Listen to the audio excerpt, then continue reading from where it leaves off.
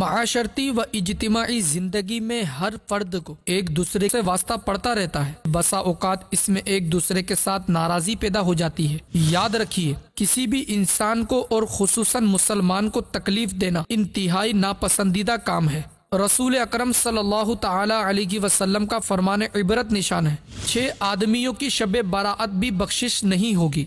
शराब का आदी, माँ बाप का नाफरमान, जिना का आदी, कताए ताल्लुक करने वाला, तस्वीर बनाने वाला और चुगलखोर। इसी तरह बिला इजाजत शरई किसी मुसलमान से बुग़्ज़ व कीना रखने वाले पर भी इस रात मग़फ़िरत की सादत से महरूमी की वईद है। अगर किसी की हक तलफियाँ की होंगी तो माफ़ी भी मांगनी पड़ेगी, जैसे घर वालों, पड़ोसियों, दोस्तों, और अगर आप सेठ हैं तो नौकरों से आजिज़ी व इनकिसारी के साथ अपनी हक तलफियाँ मुआफ़ करा लीजिए। फरमाने मुस्तफ़ा सल्लल्लाहु ताला अलैहि वसल्लम, जिसे ये पसंद हो कि उसके लिए जन्नत में महल बनाया जाए और उसके दराजात बुलंद किए जाए, तो उसे चाहिए कि जो उस पर जुल्म करे ये उसे मुआफ करे, और जो उसे महरूम करे ये उसे अता करे, और जो उससे कताए ताल्लुक करे ये उससे नाता जोड़े।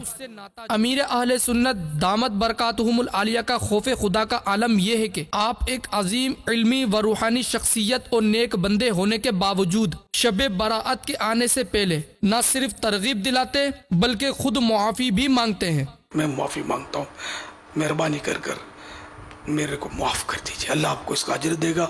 तुम बंदों को माफ़ करो, परवरदिगार तुम्हें माफ़ करेगा। तो आप मुझे सच्चे दिल से माफ़ कर दीजिए। हाँ, कोई ऐसे हुकूक कर्जा वगैरह कोई चीज़ आपकी ले ली तो वो आप बेशक मुझसे वसूल कर लें।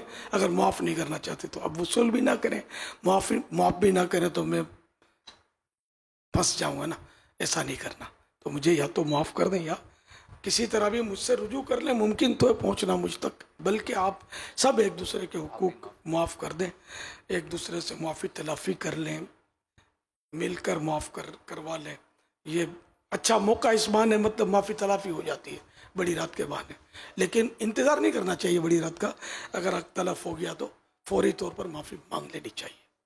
इसी तरह जिस शख्स से माफ़ी मांगी जाए उसे भी चाहिए कि वो अल्लाह पाक की रिज़ा के खातिर मुआफ़ कर दे। इससे मुआशरे में बाहिमी मोहब्बत और इत्तिहाद और इत्तिफाक का माहौल पैदा होगा। अल्लाह पाक हमें दूसरों की दिल आज़ारी से बचाए। मोहम्मद वकास अत्तारी, मदनी चैनल, बाबुल मदीना, कराची।